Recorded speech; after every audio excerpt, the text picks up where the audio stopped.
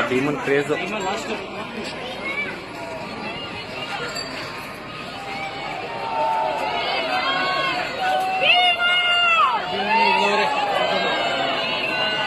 ನಮ್ಮ ನೆಕ್ಸ್ಟ್ ಧನಂಜಯ ಕಟ್ತಾರೆ ಮರದಂಬಾರಿ.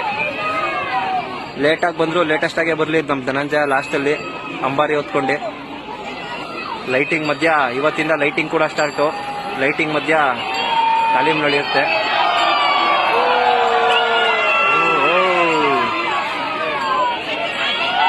ನಮ್ಮ ಬಾಸ್